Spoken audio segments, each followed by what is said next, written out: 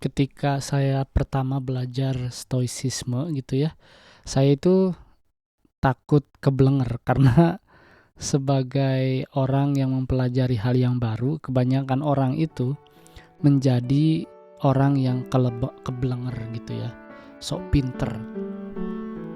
Selamat datang di Siniar Bahagia ala Stoik, menciptakan pendapat untuk bahagia, bersama saya Jason Herlambang. Siniar ini saya buat untuk menemani kamu yang sedang berlatih mempraktekkan ajaran stoikisme. Saya akan membagikan pengalaman bagaimana menerapkan ajaran stoikisme di dalam kehidupan sehari-hari. Dan ini adalah episode hari ini. Selamat mendengarkan. Di dalam episode ini saya ingin menjelaskan kepada kamu atau mengobrol dengan kamu tentang bagaimana caranya agar kita bisa benar-benar mendapatkan manfaat dari ajaran stoicisme gitu ya. Tadi di pembukaan saya menjelaskan bahwa pertama ketika saya mempelajari stoicisme, saya itu merasa takut menjadi orang yang keblenger gitu ya. Keblenger itu jadi apa ya, kayak sok pinter mungkin ya, sok pinter, sok merasa tahu gitu ya. Seperti kebanyakan orang yang baru mempelajari hal yang baru dan dia merasa excited karena dia merasa tahu ilmu itu dan mampu mempelajari ilmu itu dan mampu mempraktekkan ilmu itu. Maka kebanyakan orang biasanya ngejudge orang bahwa mereka itu orang yang tidak sempurna atau orang yang bahkan berdosa gitu ya, terutama orang-orang yang baru mempelajari agama gitu ya. Saya tidak against terhadap orang-orang tersebut, tetapi itu adalah contoh dan adalah fakta yang ada di masyarakat gitu ya. Orang-orang yang baru mempelajari sesuatu hal yang baru, ajaran yang baru itu kebanyakan menjadi keblenger gitu ya. Nah, tentu saja dalam stoicisme hal tersebut harus dihindari gitu ya. Makanya dalam kebanyakan buku pengantar stoicisme itu disarankan untuk kita itu belajar sembunyi-sembunyi. Tidak bilang sama orang-orang bahwa kita itu mempelajari ilmu baru atau sedang mempraktekkan ajaran yang namanya stoicisme gitu ya. Itu tujuannya untuk menghindari kita merasa menjadi orang yang sok pinter atau merasa orang yang keblenger gitu ya. Dan juga tentu saja stoicisme itu never ending learning, never ending study, never ending practice gitu ya. Karena dalam prakteknya atau dalam cara mempraktekannya itu kita harus mempraktekkan semua ajarannya setiap hari, setiap detik dan secara terus-menerus gitu ya. Karena kita harus menikmati prosesnya gitu ya. Prosesnya itu adalah tentu saja hal yang berada di dalam kendali kita gitu ya. Jadi kita itu sebagai seorang stoik itu tidak mencari hasil, tetapi kita itu belajar untuk menikmati semua proses untuk menjadi seorang stoik gitu ya. Nah, begitu juga saya gitu ya. Saya hampir semua basic ajaran stoicisme saya coba praktekkan secara terus-menerus dan secara setiap hari gitu ya. Salah satunya perkataan Epictetus dalam bukunya The Enchiridion gitu ya.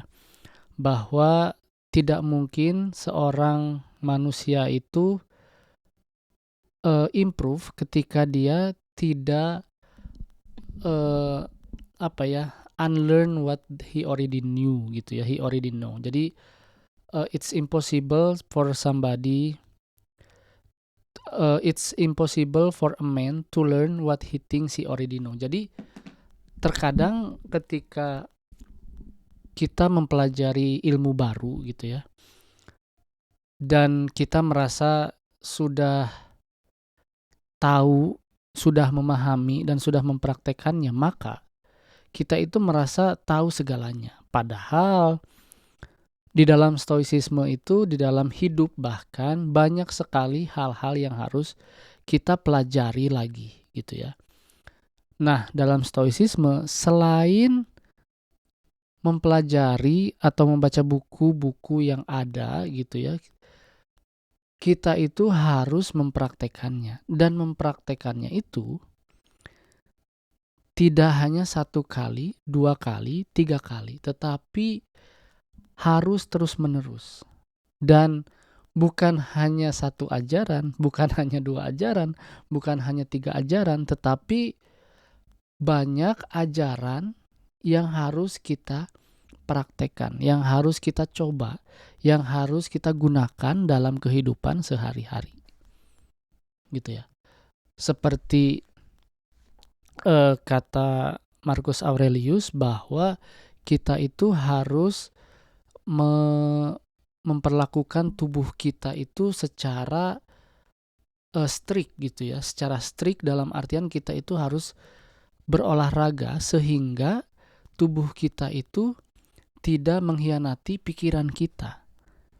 Jadi ketika kita berlatih untuk berolahraga gitu ya, berlatih untuk berolahraga setiap hari, maka kita secara tidak langsung melatih otak kita, melatih pikiran kita untuk mengendalikan tubuh kita terhadap apa yang kita inginkan. Gitu ya. Seperti kemalasan, seperti ketidakinginan. Ketidakinginan itu kan harus dilatih. Kemalasan itu kan harus dilawan, dan melawannya itu ya dengan melatih membiasakan tubuh kita untuk disiplin. Bangun pagi, sikat gigi, sarapan, berolahraga. Itu kan harus dilakukan setiap hari. Ketika kamu tidak melakukan hal itu setiap hari, maka kemalasan itu akan datang lagi, dan tubuh kita akan merasa malas. Ketika pikiran kita ingin melakukan sesuatu, maka tubuh kita mengatakan tidak. Tetapi ketika kita memperlakukan tubuh kita seperti milik kita ya, dengan strict gitu ya, dengan tanpa ampun gitu ya istilahnya, maka tubuh kita akan melakukan hal yang ada dalam pikiran kita. Gitu ya. Menghindari melakukan perbuatan buruk misalkan ya, lalu melawan rasa malas gitu ya. Ketika kita memiliki rutinitas setiap hari yang kita lakukan gitu ya, tentu saja berolahraga misalkan, maka tubuh kita akan secara langsung, secara otomatis akan melakukan hal tersebut. Gitu ya. Seperti membaca buku, berlatih membaca buku, juga berlatih untuk agar kita itu tahu bahwa masih banyak ilmu yang harus kita pelajari. Gitu ya. Ketika kita sudah puas dengan satu ilmu, maka ya untuk apa menjadi seorang stoik gitu ya. Dan saya pun sekarang gitu ya, karena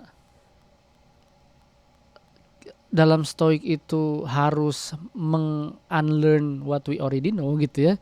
Kita itu harus merasa bodoh, harus menjadi bodoh gitu ya. Maka setiap hari itu saya harus menjadi orang yang bodoh dan belajar sesuatu yang baru. Gitu ya. Bahkan ajaran-ajaran yang saya sudah pahami pun saya harus mempraktekannya seperti saya tidak tahu apa-apa. Gitu ya. Jadi ketika kita mempelajari hal yang baru, kita itu harus, itu juga ada ucapan Epictetus satu lagi, bahwa kita itu harus puas menjadi atau terlihat bodoh gitu ya, kalau kita ingin memperbaiki diri kita, gitu ya. Jadi dua perkataan itu harus kamu praktekkan dan harus saya praktekkan setiap hari sampai sekarang. Setelah 2 tahun saya mempraktekkan mempelajari stoicisme, setiap hari gitu. Saya harus menjadi orang yang bodoh agar saya mempelajari hal yang baru. Apakah boleh mempelajari filsafat lain? Silahkan. Apakah boleh mempelajari agama? Silahkan. Apakah boleh membaca buku selain stoik? Silahkan aja. Karena apa? Karena kamu harus menjadi orang bodoh. Harus menjadi orang yang mengendalikan pikiran kamu agar kamu mempelajari hal yang baru, gitu ya. Sekarang saya mempraktekkan stoicisme itu, mempraktekkan ajaran Epictetus dengan cara berlari setiap hari. Berlari itu terlihat gampang, tetapi sebenarnya sulit sekali gitu ya. Berlari itu bukan hanya sekedar cepat, bukan hanya sekedar jauh, bukan hanya sekedar oke, saya lari hari ini 10 kilo, sudah. No.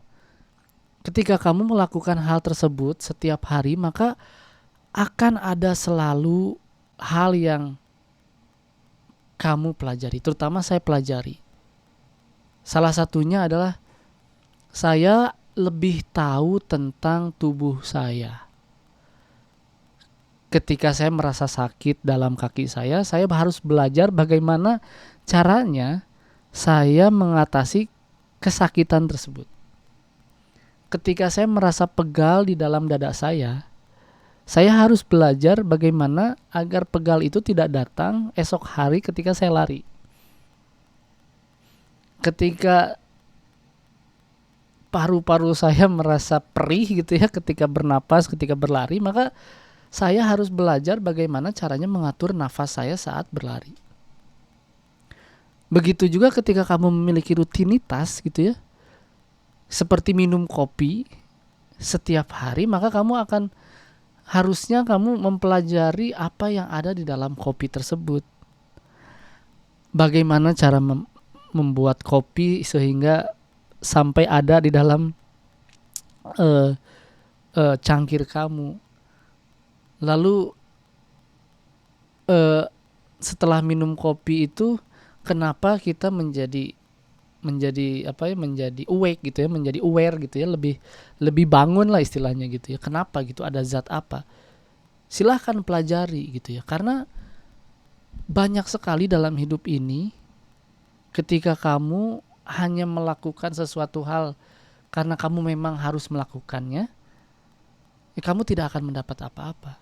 Ketika kamu pergi ke sekolah karena kamu harus ke sekolah, kamu tidak akan mendapat apa-apa gitu ya. Kamu ke sekolah untuk apa? Untuk belajar, untuk memahami yang baru, untuk memahami hal yang baru gitu ya. Jadi gitu ya. Jadi teruslah merasa bodoh, teruslah mempraktekkan memperlakukan diri kamu itu seperti orang bodoh, seperti tidak tahu apa-apa, agar kamu tidak keblenger, agar kamu merasa atau agar kamu menjadi orang yang rendah diri, tidak sombong, dan terus improve atau terus berkembang menjadi seorang stoik. Demikian episode kali ini. Terima kasih. Terima kasih telah mendengarkan episode hari ini.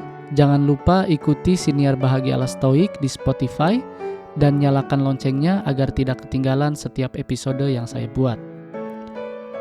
Saya juga membuka keanggotaan dengan cukup membayar $3 Amerika atau sekitar Rp45.000 setiap bulan. Dan kamu bisa mendengarkan episode Memaknai Hidup Bahagia ala Stoik yang berisi cerita saya selama seminggu dari jurnal pribadi saya. Jangan lupa juga untuk ikuti dan berlangganan @bahagiaalastoik di semua kanal media sosial, TikTok, Instagram, dan YouTube. Sekali lagi, saya ucapkan terima kasih. Sampai jumpa di episode berikutnya.